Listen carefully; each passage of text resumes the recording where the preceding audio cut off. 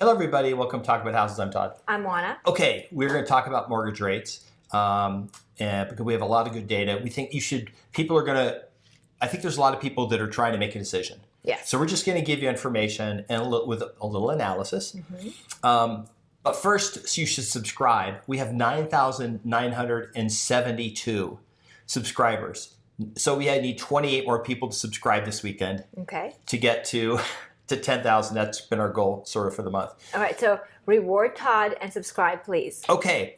And the other reason you should subscribe is because we've got this other video we're going to do. We've already got the data. It's Goldman Sachs and sort of their 4-year outlook for everything. And it's mostly about housing and interest rates. Okay. But we're not going to do that today. We're going to do that tomorrow. That'll come out Sunday. Okay. Here's the headline from the article. Mortgage rates are dropping. Here's what to expect in 2024 if you want to buy a home. Experts say. Juana, literally 5 weeks ago, mortgage rates were almost at 8%, and now they're in the high 6s, 30-year fixed mortgage rates. That is kind of odd for mortgage rates to move a whole percentage, given the federal funds rate has literally not changed in, I think, 5 months. Right, but we've talked about this before, right? So the mortgage interest rates are tied to the federal funds rate in the sense that they are forward-looking. So at this point, the fact that the Fed has stayed the course, has not raised interest rates, it's even more unlikely that the Fed will raise interest rates in 2024. So it is more likely than anything else that the Fed will actually lower interest rates in 2024. Some people think that as early as the first quarter. Some people think that it's going to be the second quarter. March. So, yeah, I think it's going to be March. It's going to be right at the end of the first quarter. First quarter, yep. Yeah, I think it will be March too. But the point is that mortgage rates are forward-looking, and that's where these lower interest rates are coming from. Okay, here's the first quote from the article. After a full year of record high interest rates and home prices, experts say there are signs of improvement for the housing market 2024. Juana, record high home prices, yes, but not record high interest rates. No. This makes people believe if you are 15 years old, these are the highest interest rates have ever been for a home. Interest rates are less than half of what they were at the peak. 18%. They were 18%. Correct, in the early and they are 80s. still well below the average. So if you're looking at interest rates over the long term, they are still well below the average. The average is like 7.5. Yeah, they're still below. How is this improvement for the housing? It says that there's signs of improvement for the housing market, but if you're an existing homeowner, the housing market's been pretty good because your home prices are up substantially. Right. So the sign of improvement actually relates to something else that very few people are talking about, and that improvement comes that with the lower interest rates, it allows builders to borrow money and then build more homes. And so that improvement means added inventory, so added choice for buyers. So that's the improvement that's really on the horizon, not necessarily much else.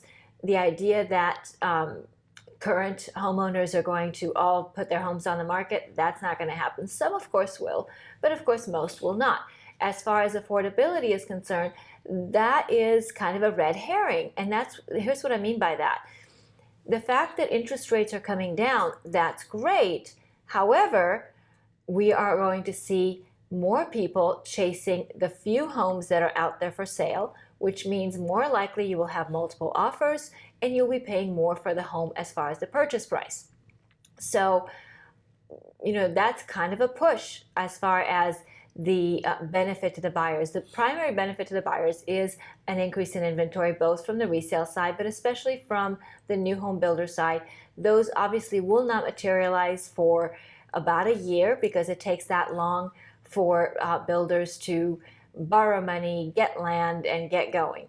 Yep. So, but it is on the horizon, and that's a good thing. Yeah. Here's a quote from the article. In December, the average mortgage rates dropped below 7% for the first time since August, and after an 8% peak in October, which pushed housing costs to the highest level since 2000. So now they're acknowledging, it's only the highest since 2000. The reason these charts you see online, we're going to show you one in a bit, don't go below 2000 is because you would realize that the interest rates are not historically at a ridiculous level. Right. So in all fairness, 2000 was a couple decades ago. Yeah. So in all fairness, a lot of the home buyers out there were not watching real estate in the year 2000. We'll put it that way. So for a couple generations, these are the highest interest rates they have seen. When you're looking at the totality of the population, it is not the highest interest rates they've seen. It is in line with, actually, they're lower than the average interest rates that they've seen. Because remember, when you're looking at the whole population of the U.S., we're working with more than the 20-somethings and 30-somethings. I have a theory. Yes. Some people may agree or may not agree. But here it is. If interest rates had not been above 10% for the basically 70s, 80s, and 90s, okay, in the 2000, home prices would have been much higher. That's probably true. And I think what we're experiencing now is because interest rates are so low and so many people have paid off their house, we're finally experiencing this rise in real estate as an asset because people were able to borrow cheaply to buy homes. And I don't believe that people are just going to give up their homes as soon as interest rates drop so they can trade their equity. And the reason I say that is if that was the case, then in the spring of 2022, when interest rates were still below 5%, we would have seen a massive number of people trading in their equity and going and buying something else. But they didn't do that. People said, I'm not going anywhere. So that's why I doubt this thing where if interest rates go below 5% again, all the sellers will come back out and put their homes on the market. They could have done it in the spring of 22, which was a year and a half ago, and nobody did it. Literally nobody did it, which is why we got that little bump in prices. Here's another quote. The decline, and this is interest rates, the decline poses good news for buyers, says Jessica Louts, Deputy Chief and Vice President of Research at NAR. I don't know if this is good news, Juan, and this is why. Imagine this. Interest rates get down to, you decide to go get a 15-year fix, which takes it like 6.3%. And you're like, I'm going to take advantage of this, pretty good interest rate and go buy. And it's April and you're out there. Maybe interest rates, maybe it's a little below 6 for a 15-year, right? You have good credit and everything. And you go out there and everybody else has got the same interest rates that you're getting. So you now have more competition. Correct. So it is good for some buyers. And remember, real estate is hyper-local. So when we're talking about multiple offers, we're talking about, places like Vegas. There are places in California and Texas and Florida, in New York and Pennsylvania, but not all the places in any of these places, right? So for example, you're going to have places in Pennsylvania that are not going to have multiple offers because there's not that much demand. Yeah. So it is definitely market by market. So do keep that in mind when we're discussing this. So in hot markets, yes, you will see multiple offers. You will see bidding wars. You will see people paying an exorbitant amount over list price because that's what it takes to get the house. So did that really help them with a lower interest rate? Maybe not so much, because if you were looking at paying maybe $500 today for a house and now you're having to pay $570 in 3 months from now, and interest rates are, let's say, a point lower, well, that's fine, but $70,000 difference is a huge difference in purchase price. You can always refinance when rates go down, but you can't ever change your purchase price. So that's an important distinction. So it does help some buyers, but not all buyers. It's all market specific. Here's a chart, average mortgage rates in the U.S. I think this is very interesting because the way this chart is formatted, first of all, they stopped at 2000. Mm-hmm. If they had gone beyond 2000, you would see the interest rates are not historically super high. Mm-hmm.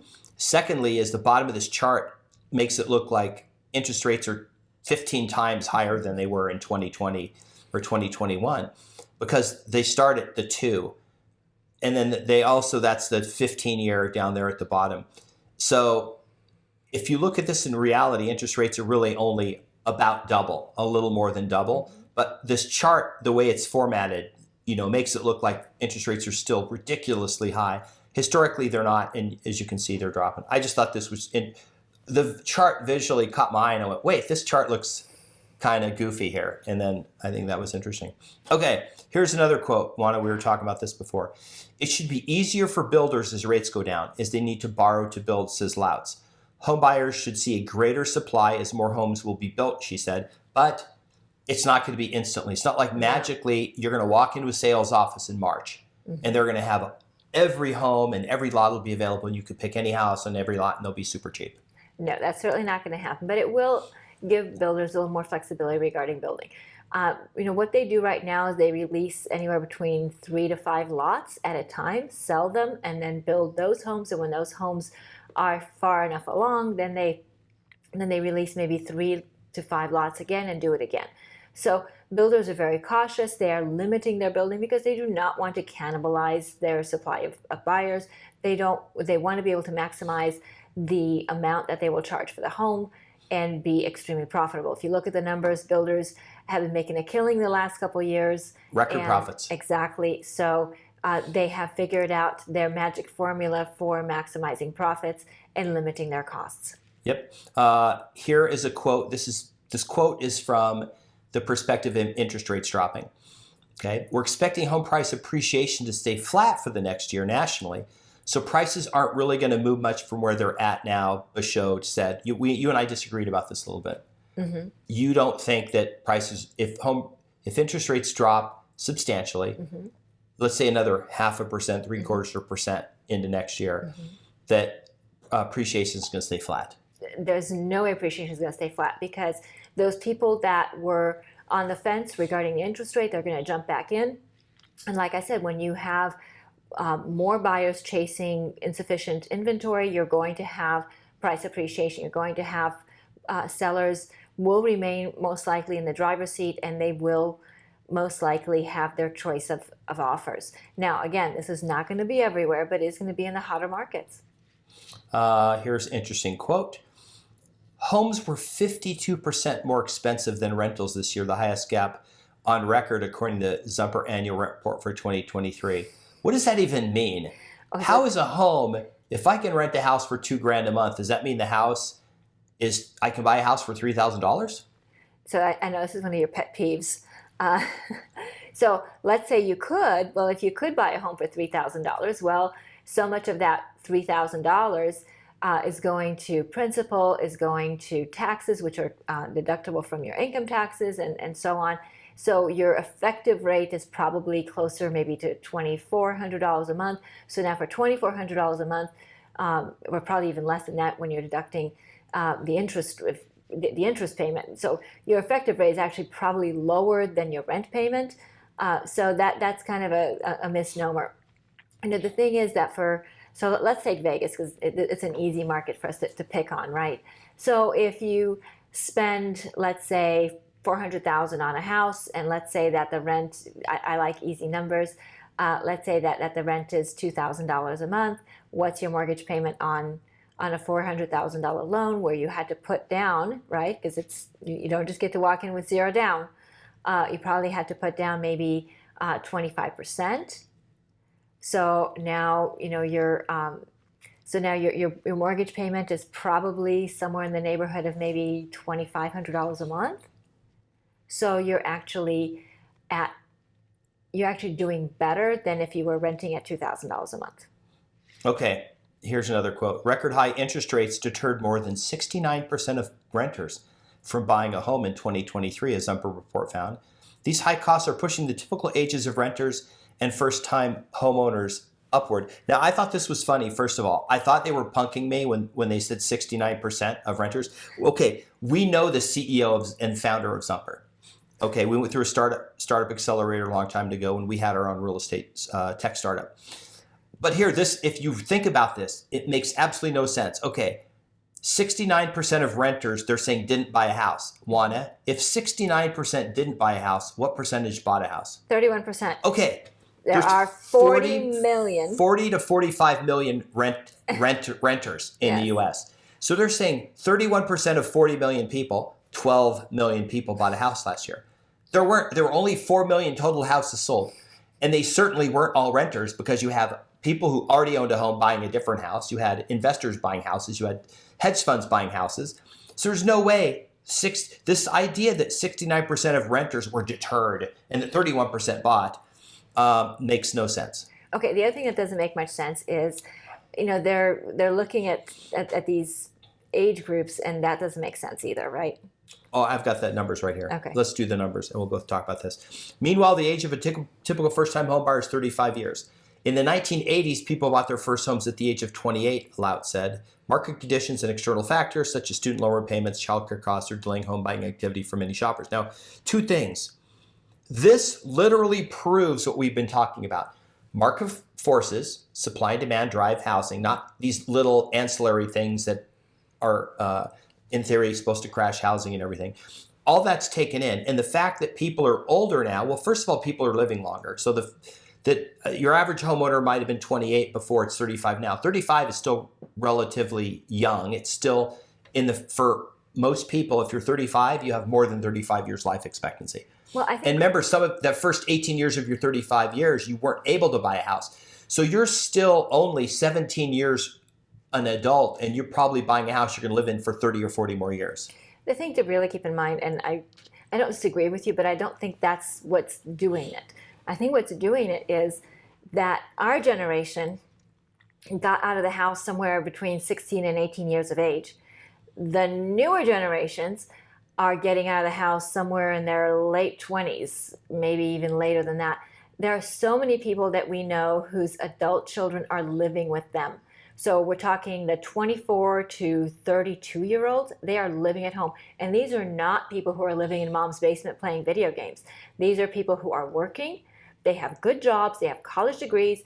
I know somebody who has 2 adult children, late 20s, early 30s between the 2 of them, and they are living at home by choice.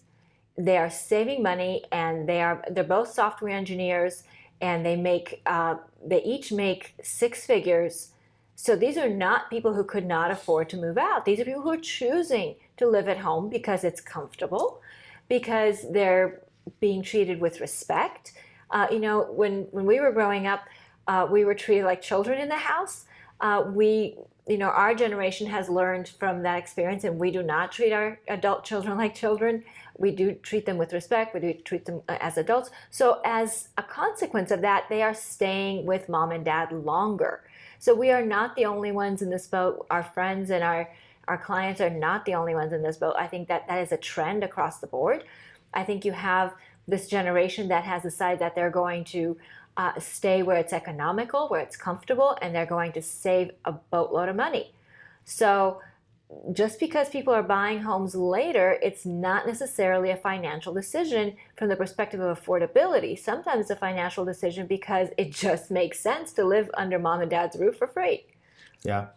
I was out at 17. I was no longer under the parents' roof. Right. I went to a service academy. Right. So I graduated high school and left. But that's what I'm saying. Our generation got out somewhere between 16 and 18. Yeah.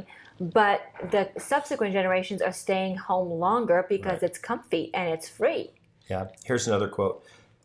This is regarding the buy now versus waiting. First time buyers stand a chance at this time period. She said it's a trade-off. Do you want to run the risk of encountering higher competition when rates are lower, or do they want to increase the probability of securing home ownership? Refinancing is always an option. We've talked about this for a year.